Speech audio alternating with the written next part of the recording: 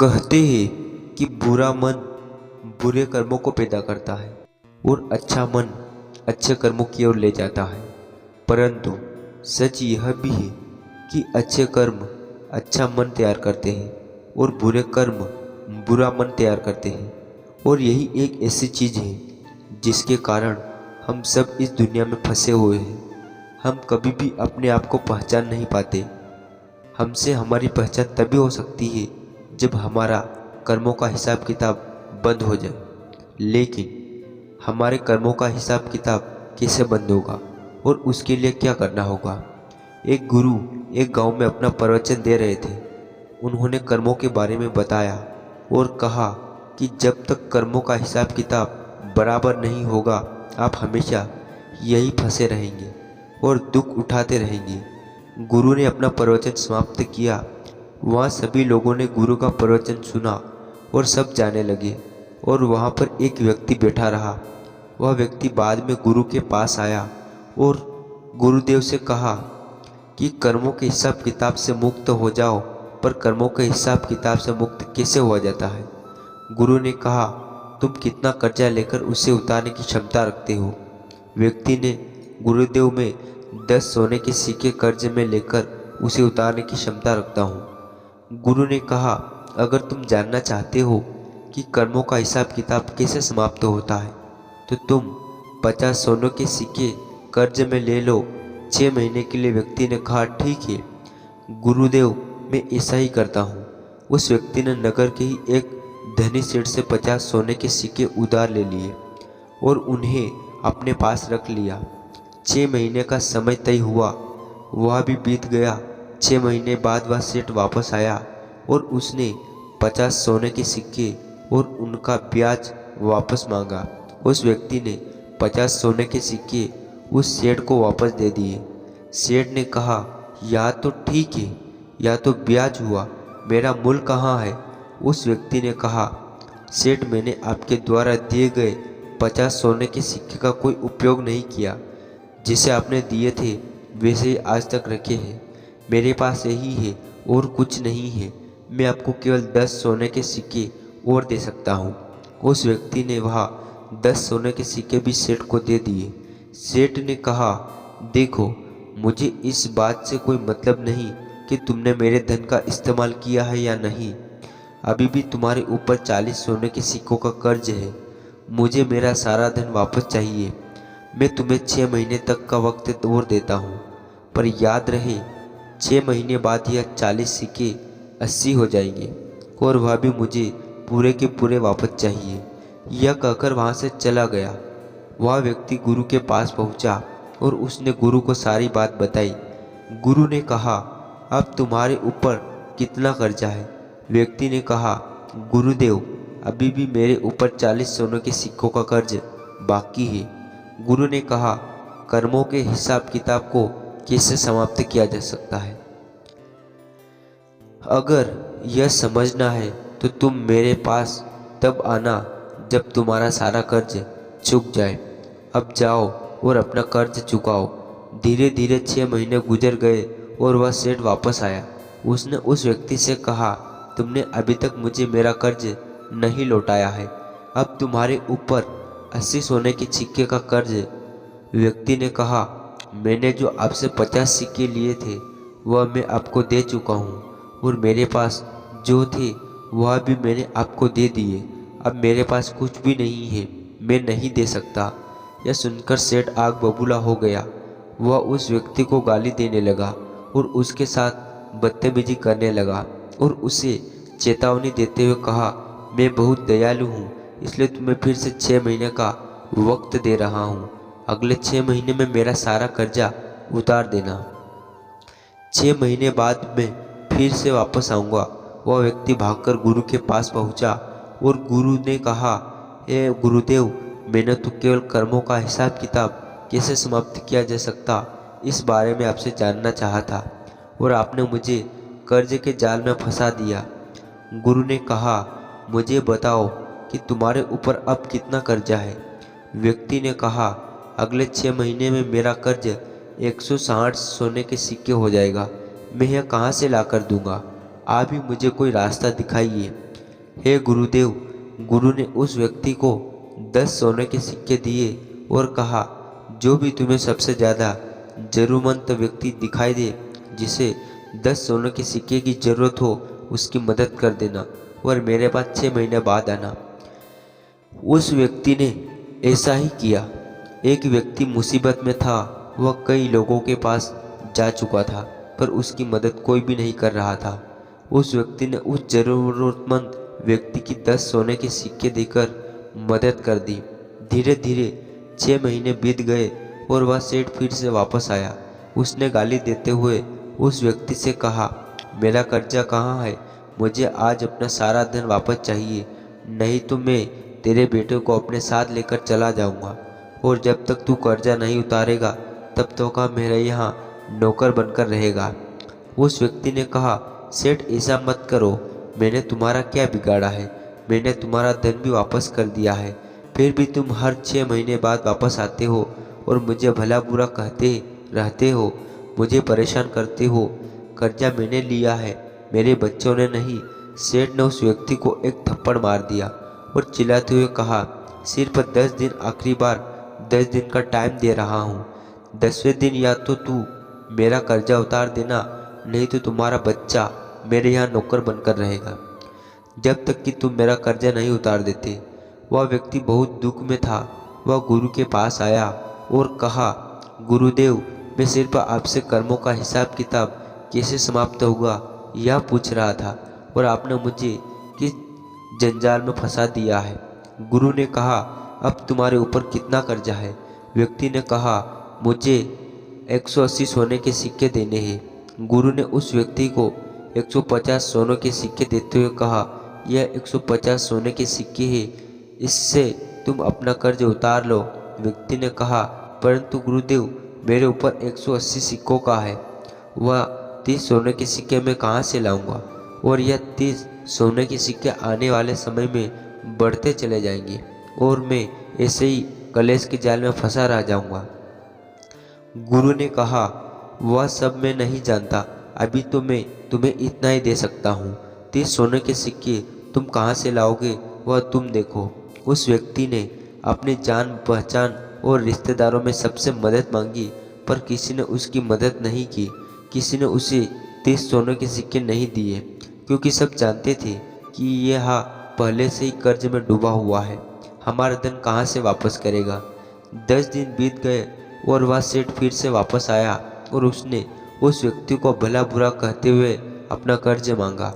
उस व्यक्ति ने सेठ से कहा, अभी मेरे पास 150 सिक्के पड़े हुए हैं, यह तुम रख लो, बाकी का तुम्हारा कर्ज मैं जल्दी ही चुका दूंगा। सेठ ने वह 150 सिक्के सोने के लिए और कहा, जब तू सारा कर्ज नहीं चुका देता, तेरा बच्चा मेरे पास रहेगा। वह बच्चे को जबरदस्ती खींचकर ले जाने लगा। तभी एक व्यक्ति वहाँ आया और उसने वह 30 सोने के सिक्के उस सेठ के हाथ पर रख दिए और कहा, अपना धन पकड़ो और यहाँ से चले जाओ। और उस व्यक्ति से कहा, अब तुम्हें घबराने की कोई ज़रूरत नहीं है, तुम्हारा बच्चा तुम्हारे पास ही रहेगा और अब तुम्हारे ऊपर कोई कर्ज नहीं है, तुम्हारा बच्चा तुम्हारे पास ही रहेगा और अब तुम्हारे ऊपर कोई कर्जा नहीं है। 6 महीने पहले तुमने मेरे बुरे समय में 10 सोने के सिक्के देकर मदद की थी। आज मैंने अपना कर्ज चुका दिया है। अपना सारा कर्ज चुकाने के बाद उस व्यक्ति को बहुत राहत मिली। कुछ दिन बाद वह गुरु के पास वापस पहुंचा और कहा, गुरुदेव, मेरे साथ इतना कुछ हो गया और वह केवल इस सवाल की वजह से, कर्मों का हिसाब किसे होता है, किसे कर्मों का हिसाब किताब समाप्त किया जा सकता है, और इसका जवाब आपने मुझे आज तक नहीं दिया। गुरु ने कहा, इतने दिनों से मैं आपको जवाब ही तो दे रहा था। व्यक्ति ने कहा, मैं कुछ समझा नहीं गुरुदेव। गुरु ने कहा, कर्म कुछ और नहीं, यह कर्ज है हमारे ऊपर। यह कर्ज जब तक नहीं चुकाया जा सकता वह बढ़ता चला जाता है और फिर हमारे कर्मों का असर हमारे बच्चों पर भी पड़ने लगता है। एक अधिकारी, एक राजा, एक शक्तिशाली और मजबूत व्यक्ति अगर किसी कमज़ोर व्यक्ति या फिर किसी को भी हम सताते हैं, उसके साथ अन्याय करते हैं, तब वह अधिकारी, राजा या मजबूत व्यक्ति कर्जदार हो जाता है उस कमज़ोर व्यक्ति का, उस गरीब व्यक्ति का, उस दुखी व्यक्ति का। और जब तक वह कर्ज नहीं चुकाएगा तब तक वह सहता ही चला जाएगा। जैसे तुमने कर्ज लेकर सहा, और अगर तुम अपना कर्ज नहीं उतारते तो तुम्हारा कर्ज बढ़ता चला जाता और तुम्हारे बच्चों तक वह सहना पड़ता। मुझे बताओ कि कर्ज उतारने के बाद भी क्या वह सेठ तुम्हारे पास आता है? क्या वह तुम्हें भला बुरा कहता है? क्या तुमने अब भी उससे उतर ही डर लगता है? क्या अब भी तुम्हारे बीच कोई संबंध बाकी है? उस व्यक्ति ने कहा, नहीं, अब मुझे उससे कोई डर नहीं लगता और ना ही उसकी और मेरे बीच किसी तरह का कोई संबंध बचा है और ना ही वह मुझे अब भला बुरा कहता है। गुरु ने कहा, ठीक उसी तरह जब कर्मों का कर्ज, उनका हिसाब किताब हम निपटा देते हैं, तब हम इस संसार से मुक्त हो जाते हैं और हमें संसार का कोई डर नहीं रहता, ना ही कोई दुख और ना ही कोई सुख रहता है। किसी भी कर्म से दो स्थिति पैदा होती है, या तो हम किसी के कर्जदार हो जाते हैं या कोई हमारा कर्जदार हो जाता है। और जब तक यह खेल चलता रहता है तब तक कर्मों का चक्र भी चलता रहता है। हिसाब किताब बराबर करना है तो हमें कोई नया कर्ज नहीं लेना चाहिए, बल्कि पुराने कर्ज को उतार देना चाहिए। अगर तुमने फिर से उस सेठ से कर्ज लिया तो क्या होगा? व्यक्ति ने कहा, गुरुदेव, फिर से वही चक्र चल पड़ेगा। मैं फिर से उसके साथ एक संबंध में बन जाऊंगा। गुरु ने कहा, अब तुम समझ रहे हो, ध्यान से सुनो।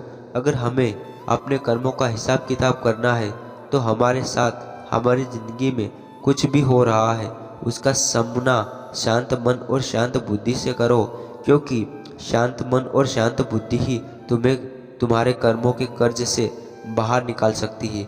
अगर तुमने शांत मन और शांत बुद्धि का इस्तेमाल किया तो तुम्हारे भीतर क्रोध उत्पन्न होगा, और क्रोध हमेशा ऐसे कर्म करता है कि हम दूसरों के कर्जदार बनते चले जाते हैं, जबकि शांति हमें हमारे कर्ज से मुक्ति दिलाती है। जब भी जीवन में दुख आए तो शांत रहकर उसका समाधान करो और यह समझो कि तुम्हारे पिछले कुछ कर्मों के कारण यह सब कुछ तुम्हारे साथ हो रहा है, और जब तक यह पूरा नहीं हो जाता यह होता रहेगा। यह पूरा तभी होगा जब तुम शांत रहोगे। अगर तुम शांत नहीं रह सकते तो कर्ज बढ़ता चला जाएगा। और याद रहे, खास बात यह है कि हमें नया कर्ज नहीं लेना है, हमें किसी के साथ कोई धोखा नहीं करना है, हमें किसी को नहीं सताना है, हमें क्रोध नहीं करना है, हमें कुछ भी ऐसा नहीं करना है कि हम किसी के कर्जदार हो जाए, बल्कि हमें अपने पुराने कर्ज चुकाने हैं और अपनी मदारियों को पूरा करना है। घबराना नहीं है, चुनौतियों को स्वीकार करो, उनका समाधान करो, उनसे भागो मत। उस व्यक्ति ने कहा, गुरुदेव, आपने बहुत समय लेकर बताया पर बहुत अच्छी तरह से समझा दिया। कर्मों का हिसाब किताब कैसे समाप्त हो सकता है। अब मैं कोई कर्ज नहीं लूँगा, और जो कर्ज मेरे ऊपर है कर्मों का उसे चुकाऊंगा। हो सकता है कि अभी भी आपको मेरी बात समझ में ना आई हो, पर देखना कि जब दो लोग आपस में लड़ रहे होते हैं, क्रोध में हो, तब वह एक दूसरे का कर्ज उतार रहे होते हैं और नए कर्ज का दूसरे के ऊपर चढ़ा रहे होते हैं। इसलिए उनका कर्ज कभी उतरने वाला नहीं है। यह कभी भी कर्मों के चक्कर से बाहर नहीं आने वाले हैं। वह कभी कर्म के चक्कर से बाहर निकल सकते हैं जब वह अपना क्रोध शांत करके लड़ना बंद कर दे और नए कर्ज लेना बंद कर दे। पर ऐसा होता है क्या हम रुकते हैं? हम कभी नहीं रुकते। आइए दोस्तों, जीवन बदलने वाली दूसरी कहानी शुरू करते हैं। एक युवक गुरु का नया नया शिष्य बना था। उसके मन में बहुत सारे सवाल थे जो वह गुरु से पूछ लेना चाहता था। एक दिन वह गुरु के पास आया और उसने गुरु से कहा, मैंने देखा है पहले लोग आपस में बहुत प्रेम करते हैं, फिर धीरे धीरे उनमें झगड़े होते हैं, लड़ाई होती है और एक दूसरे को वह भला बुरा कहने लगते हैं। फिर रिश्ते टूट जाते हैं और प्रेम नफरत में बदल जाता है। ऐसा क्यों होता है? गुरु ने कहा, यह जानने के लिए तुम्हें मेरे साथ चलना होगा। गुरु शिष्य को लेकर एक गांव में पहुंचा। वह एक घर के द्वार को उन्होंने खटखटाया। भीतर से एक व्यक्ति बाहर आया। उसने गुरु को प्रणाम किया और कहा, गुरुदेव, मैं आपकी किस प्रकार सेवा कर सकता हूँ। गुरु ने उस व्यक्ति से कहा, क्या तुम्हारी पत्नी के साथ विवाद समाप्त हो गया? क्या अब तुम खुश हो? उस व्यक्ति ने कहा, मैंने गलती की गुरुदेव, उस औरत से शादी करके वह बिल्कुल भी अच्छी नहीं है। वह मेरा और मेरे परिवार का ख्याल नहीं रखती। वह हमेशा अकड़ कर बात करती है। वह हमेशा गुस्से में रहती है। उसने कभी मेरी कोई बात नहीं मानी। वह बिल्कुल भी अच्छी नहीं है। ईश्वर ने मेरे भाग्य में इतनी बुरी पत्नी लिख दी। अब मुझे छोड़कर घर चली गई है और अब मैं चाहता हूँ कि वह वहीं रहे और कभी मेरे जीवन में ना आए। गुरु ने अपने शिष्य से कहा, देखा तुमने, यही मनुष्य का स्वभाव है। हर मनुष्य के अंदर अच्छाई और बुराई दोनों होती है, परंतु मनुष्य केवल बुराई को ही याद रखता है, अच्छाई को नहीं। और जब वह किसी की बुराई करने पर आता है तो वह शुरू से लेकर आखिरी तक सब कुछ बुरा ही देखता है और बोलता है।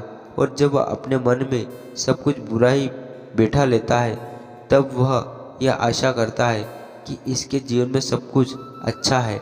बुराई से जीवन में अच्छाई कैसे पनप सकती है? अच्छाई लाने के लिए, जीवन में सुख और शांति लाने के लिए हमें अच्छाइयों को देखना ही होगा। पर यह काम कोई नहीं करता, क्योंकि ऐसा करने से मनुष्य के अहंकार को चोट पहुंचती है और वह अपने अहंकार से गिरना नहीं चाहता। उस व्यक्ति ने कहा, गुरुदेव, आप यह क्या कह रहे हो? अगर कोई बुरा है तो उससे बुराई तो दिखाई देगी। मेरी पत्नी बुरी है तो मैं उससे बुरा ही देखूंगा। उसने आज तक ऐसा कोई काम नहीं किया जिससे मैं खुश हो सकूं। गुरु ने कहा, क्या तुमने कोई ऐसा कार्य किया जिससे तुम्हारी पत्नी खुश हो सके? उस व्यक्ति ने कहा, उसने कभी मुझे ऐसा कोई मौका नहीं दिया गुरुदेव कि मैं उसके लिए कुछ कर सकूं। गुरु ने कहा, चलो तुम यह सारी बुराइयां छोड़ दो, भूल जाओ अपनी पत्नी की, कोई एक अच्छा याद करो और मुझे बताओ। उस व्यक्ति ने कहा, एक बार मेरी माँ बहुत बीमार हुई थी, तब उसने उनकी बहुत सेवा की थी। उस समय उसने दिन रात का भी ध्यान नहीं रखा। गुरु ने कहा, क्या इसके अलावा तुम्हें कोई और अच्छा याद आ रही है? उस व्यक्ति ने कहा, हाँ, वह हमेशा समय पर उठती थी और वह मेरे माता पिता और मेरे खाने का बहुत ख्याल रखती थी। एक बार जब मैं बहुत बीमार हो गया था तब वह रात भर जाग जाग कर मुझे दवाई दिया करती थी। बहुत मेहनती थी और उससे कोई तकलीफ भी होती थी तो वह मुझे बताती नहीं थी। वह हमेशा इसी प्रयास में लगी रहती थी कि मैं खुश रह सकूं। यह कहते कहते उस व्यक्ति की आंखों से आंसू आ गए और उसने कहा, गुरुदेव, मुझे यह क्या हो गया? मेरी पत्नी में कमियां हैं पर वह बुरी नहीं है। मैं उसकी अच्छाइयों को देख नहीं पाया। गुरु ने कहा, जब हम किसी की बुराई देखते हैं तो बुराई हो खींचती है और वह सब कुछ बुरा दिखाती है और देखती है आपके जीवन में सब कुछ बुरा होने लगता है। पर जब आप किसी की अच्छाई देखते हैं तब अच्छाई को खींचती है और आपके साथ सब कुछ अच्छा होने लगता है। वह व्यक्ति गुरु को प्रणाम करके अपनी पत्नी को लेने के लिए वहाँ से चला गया। गुरु ने शिष्य से कहा, क्या तुम समझे कि रिश्ते क्यों टूट जाते हैं? प्रेम नफरत में क्यों बदल जाता है? जब मन में नफरत हो तो उसमें प्रेम नहीं रह सकता और जहाँ प्रेम हो वह नफरत नहीं रह सकती। हम अपने मन में क्या रखना चाहते हैं यह हम पर निर्भर करता है। शिष्य ने गुरु से कहा, गुरुदेव, मैं आपकी बात बहुत अच्छी तरह से समझ गया हूँ। मेरा एक और प्रश्न है, क्या आप मुझे इसका उत्तर देंगे? गुरु ने कहा, अवश्य, तुम पूछ सकते हो। शिष्य ने कहा, गुरुदेव, इस दुनिया में सबसे मुश्किल कार्य क्या है? गुरु ने कहा, इस दुनिया का सबसे मुश्किल कार्य एकांत वास में रहना। शिष्य ने कहा, इसमें मुश्किल क्या है? एकांत में तो कोई भी रह सकता है, आसान कार्य है। गुरु ने मुस्कुराए और कहा, अगर यह बहुत आसान कार्य है तो क्या तुम 30 दिन के लिए एकांतवास में रह सकते हो? तुमने 30 दिन के लिए कहीं नहीं जाना है, एक गुफा में रहना है। तुम बाहर किसी भी व्यक्ति से संपर्क नहीं करोगे, ना ही गुफा के भीतर किसी तरह के कार्य में व्यक्त रहोगे, सिर्फ शांत और एकांत में रहोगे। क्या तुम कर सकते हो? शिष्य ने कहा, लेकिन गुरुदेव, यह करके क्या होगा? इससे क्या मिलेगा? गुरु ने कहा, जो मिलेगा वह तो तुम्हें पता चल जाएगा। बात यह है कि अगर तुम इतना आसान कार्य कर सकोगे, शिष्य तैयार हो गया। गुरु ने अपने शिष्य को एक गुफा की ओर ले गए और उन्होंने वहाँ उसके 30 दिन के खाने पीने का इंतजाम कर दिया और कहा, गुफा का द्वार खुला है, जब तुम्हें लगे कि तुमसे नहीं हो रहा हो तो तुम बाहर आ सकते हो। शिष्य गुफा के अंदर चला गया। पहले दिन उसने बहुत आराम से अपना समय काट लिया। दूसरे दिन उसे अजीब सा महसूस होने लगा। उसका मन बार बार बाहर की ओर भाग रहा था। उसे बेचैनी हो रही थी। वह इधर उधर टहलने लगा, घबराने लगा। जैसे तैसे करके उसने दूसरा दिन भी निकाल लिया। तीसरे दिन वह बहुत बेचैन हो गया। उसने सोचा कि वह यह क्या बेकार का काम कर रहा है। बाहर पता नहीं क्या क्या हो रहा होगा। वह यह गुफा में बैठा है। वह तीसरे दिन की गुफा से बाहर आ गया और गुरु के पास पहुंचा। शिष्य को देखते ही गुरु ने कहा, मैं तुम्हारे इंतजार कर रहा था। 30 दिन एकांत में रहने की बात हुई थी, तुम तो 3 दिन में ही बाहर आ गए। शिष्य ने कहा, पता नहीं गुरुदेव, पर मैं भीतर से बहुत बेचैन हो रहा था। बार बार बस बाहर जाने का मन कर रहा था। इन 3 दिनों में मैं एकांत भी नहीं साध पाया। मन में बहुत सारे विचार, भावनाएं और बहुत कुछ चल रहा था। कोई मुझे जबरदस्ती बाहर की ओर खींच रहा था। गुरु ने कहा, वह कोई और नहीं, तुम्हारा मन था। मन को एकांत पसंद है ही नहीं, वह हमेशा किसी दूसरे को ढूंढता रहता है। जब उसे कोई दूसरा दिखाई नहीं देता, उसे कोई दूसरा नहीं मिलता, तो वह भी बेचैन हो जाता है, क्योंकि उसका वजूद दूसरों से ही है।